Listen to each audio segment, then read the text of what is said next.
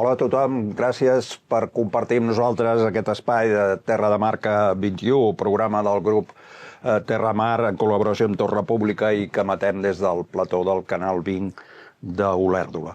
En el programa d'avui tancarem les entrevistes que hem anat fent a tots els grups municipals amb representació a l'Ajuntament de Vilafranca del Penedès i avui serà el torn d'Esquerra Republicana de Catalunya. Fem un recordatori, com fem sempre, dels resultats del 2023 que van donar com a força més votada el PSC amb 8 dels 21 regidors, Junts i Esquerra Republicana que en van obtenir 5 cadascun i la CUP Amunt amb 2 regidors i finalment Vilafranca en Comú que va obtenir un. Per parlar d'Esquerra Republicana tenim amb nosaltres en Pere Sàbat. Benvingut, Pere. Gràcies. Gràcies per ser aquí. Pere Sàbat, evidentment, del grup municipal d'Esquerra Republicana. Parlem una mica. Les darreres eleccions, els vostres resultats van ser molt similars als de 4 anys anteriors, no? Vull dir, això ho valoreu positivament, entenc? Sí, de fet, els resultats que vam tenir són els segons millors resultats d'Esquerra Republicana en ciutats de 40.000 habitants. Per tant, creiem que sí, que el que demostra és que la proposta que tenim per Vilafranca és una proposta que està consolidada, és una proposta que té camp per córrer i, per tant, sí, els resultats que vam tenir, malgrat, evidentment, no ser els que volíem, perquè el que volíem era guanyar, evidentment, però sí que van ser positius i més en un context on a nivell nacional pel partit no van ser unes bones eleccions. Per tant, més que mai, el factor municipal en aquest sentit sí que ens va funcionar, la proximitat, el poder parlar de tu a tu amb la gent, doncs vam poder fer una proposta que pretenia i volia i vol donar resposta a necessitats, a reptes, a esperances que té la gent i creiem que en part doncs, vam saber connectar d'aquesta forma amb els nostres veïns i veïnes i per això doncs, ens van donar el suport. Evidentment, com deies, doncs, els municipals no és el mateix que les nacionals perquè són contextos diferents, però tu ja has comentat, a les nacionals Esquerra Republicana no va ser l'única, però va ser una de les que va tenir uns resultats força, diguem-ne, força dolents perquè molt dolents. 13 diputats i es van perdre pel camí 200.000 vots, no? A què ho atribueixes tu des d'aquí? Crec que hi haurien molts factors, no? Per una banda, segurament, pel mateix que deia que a nivell municipal sí que vam saber connectar amb bona part de les necessitats i reptes que la gent compartia. A nivell nacional segurament no vam ser capaços de fer aquesta tasca, no? I per tant, per una banda hi havia aquest element, per altra hi havia un cansament i una frustració en tot el que en podríem dir procés, i per tant la majoria de forces independentistes vam retrocedir i en tot cas Junts, que va ser la que va augmentar molt poc. Sí. Per tant, sí que es va veure que la dècada del procés finalitzava i que necessitàvem replantejar com construíem aquest projecte de país i que en aquest sentit doncs, el que proposàvem en aquelles eleccions doncs, no va ser suficient perquè la gent ens pogués donar el seu suport. De fet, hi ha gent que us acusa, no només a vosaltres, amb altres també, però que us acusa de pactar massa, en aquest cas amb el PSOE, a l'estat espanyol, i així. Creus que és convenient aquests pactes? I amb el PSC també, aquí, evidentment. Jo crec que aquí el tema és que hem de fer una anàlisi molt a fons i molt acurat sobre on estem, quin és el context i d'on venim i cap on volem anar. Ja sé que això pot sonar molt buit, que diguéssim, però crec que hem de fer una anàlisi molt clar de què va ser el 2017 i, per tant, la dècada del procés. Jo crec que cap partit i podríem dir-ne la major part de la societat encara no hem acabat de digerir, jo tampoc, però no hem acabat de digerir del tot què va significar aquella dècada i com ens adaptem a la nova situació. La Catalunya d'avui no és la Catalunya del 2017. En què ha canviat, bàsicament? No ha canviat perquè som més població, perquè s'han agreujat molt més les tensions en els serveis públics, perquè la mobilització ciutadana ha canviat moltíssim. Pot ser també perquè hem tingut una pandèmia mundial pel mig, que això ha afectat, i només cal veure el teixit associatiu com el tenim, ha afectat les xarxes comunitàries que teníem a nivell de país. I, per tant, crec que l'anàlisi que hem de fer l'hem de fer a partir d'aquí. No des d'un mirall directe al 2017, perquè això, malauradament, no ho tenim, i tant de bo siguem capaços de rearmar aquest procés d'alliberament nacional, que, evidentment, el que volem és que sigui el més ràpid possible per aconseguir-ho. Però, en tot cas, crec que, precisament pel fet de poder-hi arribar, com més aviat, tots plegats, fem la reflexió d'on estem, què ha passat fins al 2017 i en endavant, i del context actual, abans ens en podrem en sortir. A la Generalitat vau pactar amb el PSC per a canvi d'algunes coses que en realitat encara no s'han produït i que tenim força problemes amb el tema aquest del finançament, no? Que sembla ser que ara queda una mica aparcat, també. Bueno, tant de bo només fos amb el finançament. El problema és que tots els acords que van possibilitar la investidura de l'illa doncs és allò que és el que ens passa sempre amb el Partit Socialista. Una mica a l'aire. Que una cosa és l'acord que fas i després és com el compleixen. I que sembla que el que hagis acordat després té com unes pròrrogues de negociació per veure com el compleixen. Perquè el PSC ja sabem que grans experts en complir no són.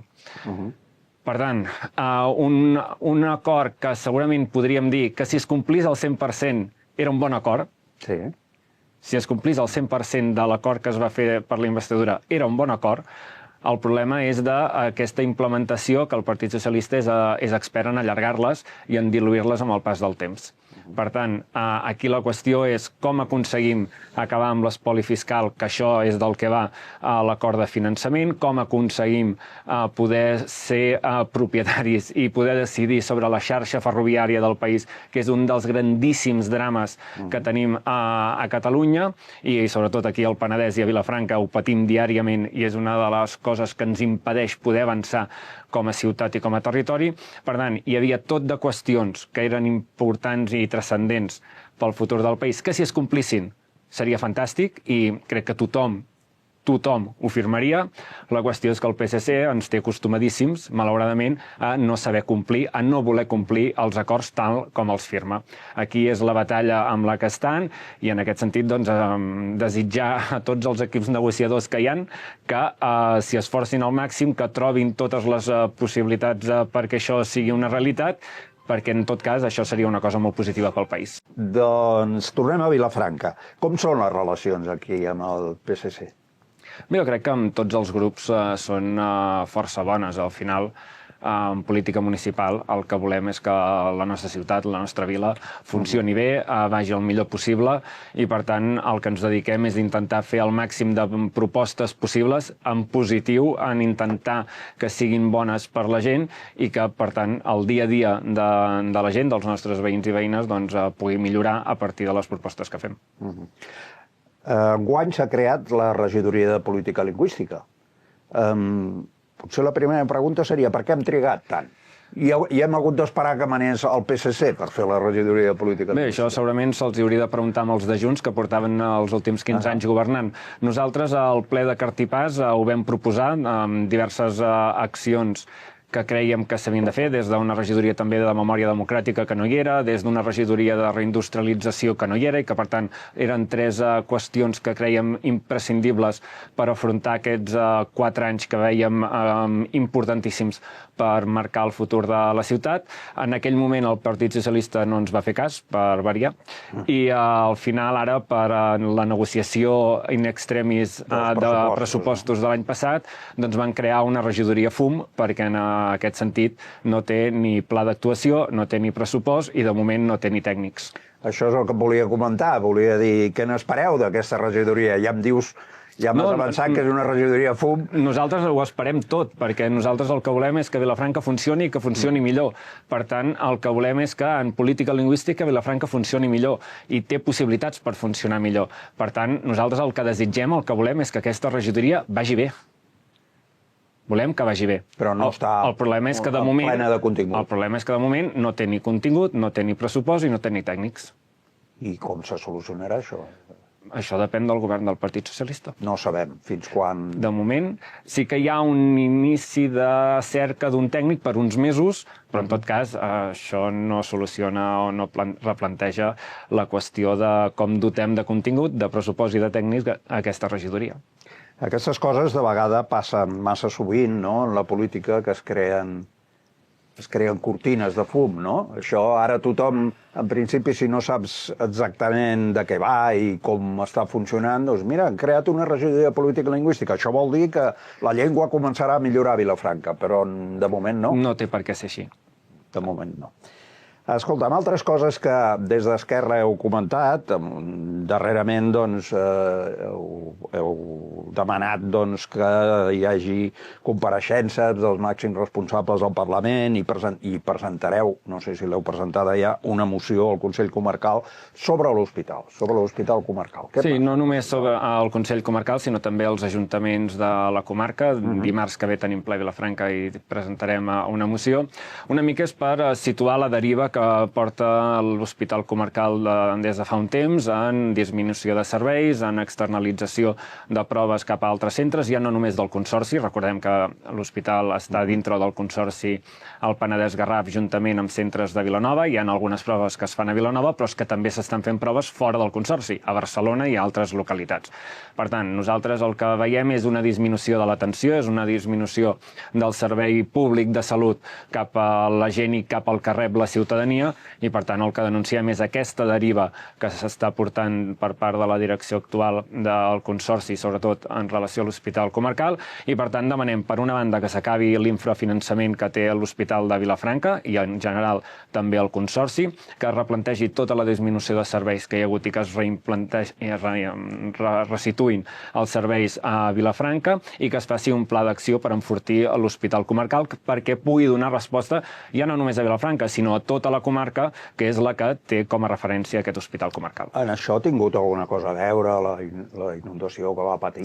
No, directament no, indirectament sí que s'ha estat aprofitant, per exemple, l'eliminació del magatzem de l'Hospital Comarcal cap als Camils, i per tant s'està aprofitant una mica una situació d'emergència que hi ha hagut per anar buidant algunes de les qüestions, alguns dels serveis de l'hospital. Per tant, quan denunciem aquesta deriva que hi està havent, ens referim a qüestions com aquesta.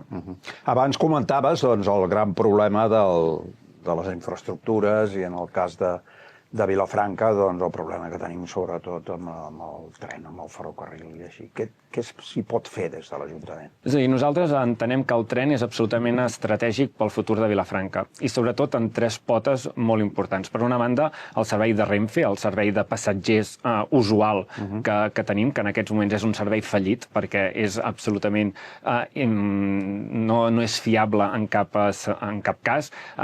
Retards, avaries, trens que no passen, en definitiva un autèntic desastre i un drama que pateixen centenars de persones cada dia, no només de Vilafranca, sinó de tota la comarca. Per tant, la millora del servei de Renfe, que és el que la majoria de gent utilitza, és absolutament estratègic.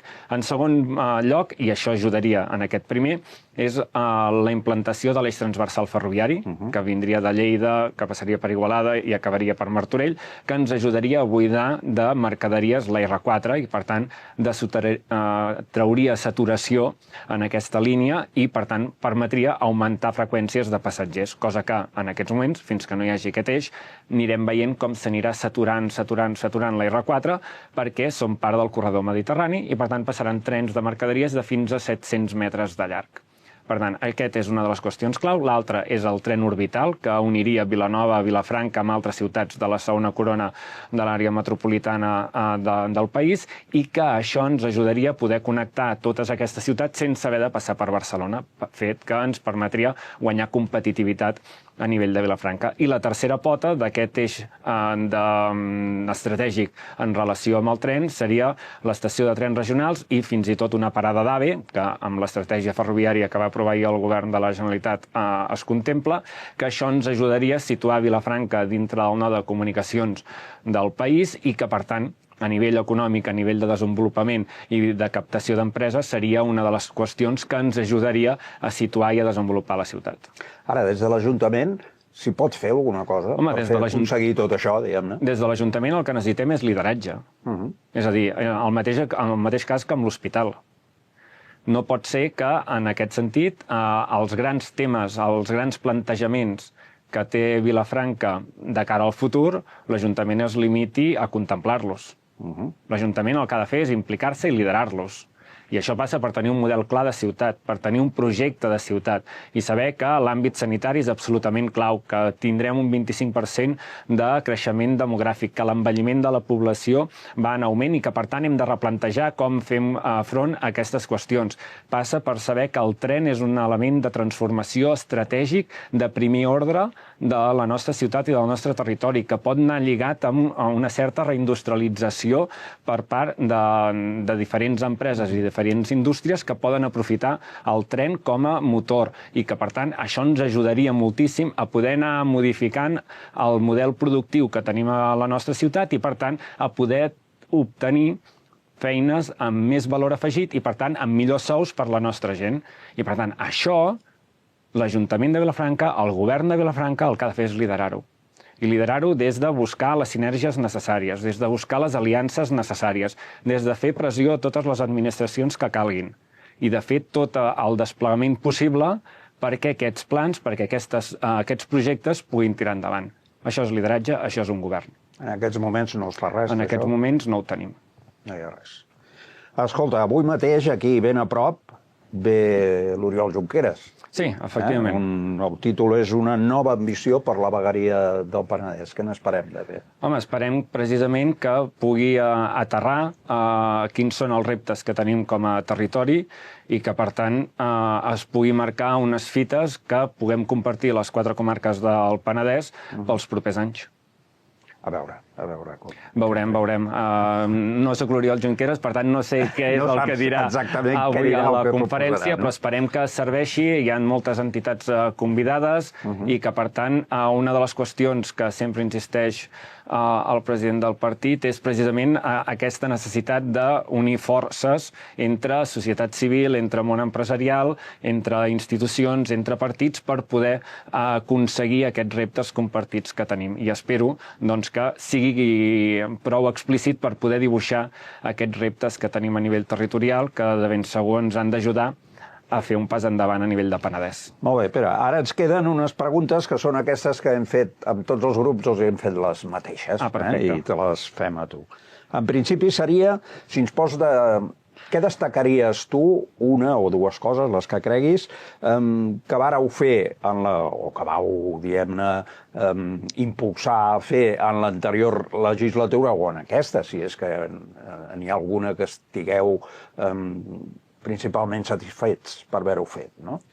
Bé, jo en destacaria 3, si em permets. Sí, i tant. Per una banda, després de molts anys, des del 2007, que des d'Esquerra ho reclamàvem, la segona biblioteca de Vilafranca, que en aquests moments s'està construint i, per tant, s'està adaptant la primera fase que hi haurà al barri del Molí d'en Rovira, que ens ha costat moltíssims anys perquè els anteriors governs de la sociovergència sempre ens tancaven la porta i ara, amb la finestra d'oportunitat de tenir un govern en minoria, vam aconseguir que en els primers pressupostos incloure aquesta segona biblioteca, que ha de ser una biblioteca entesa des del segle XXI, no només un espai de prestació de llibres, sinó un espai cultural, un espai de dinamització social i que, per tant, esperem que pugui oferir un servei molt important en aquest barri. En segon lloc, la reforma de l'antic hospital, que també és una de les qüestions que portàvem molts anys treballant i que per fi ara ha començat a caminar. Era un equipament que s'estava degradant a passos de gegant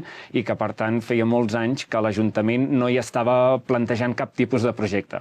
Nosaltres hi hem plantejat ubicar-hi l'Escola de Música en un centre cultural d'ampli espectre i, per tant, ara esperem que puguem accedir a la llei de barris i que puguem iniciar aquesta transformació d'un equipament que és estratègic a nivell de ciutat. I la tercera és una reforma urbana que hem impulsat des d'Esquerra 100% Vilafranca amb els pressupostos del 2024, que és la reurbanització del carrer Santa Magdalena i del carrer Sant Pere, que, per tant, uneix tot l'eix des del carrer Espirall fins als instituts i que ha de replantejar i que ha de ser l'inici d'una transformació de com entenem l'urbanisme de Vilafranca.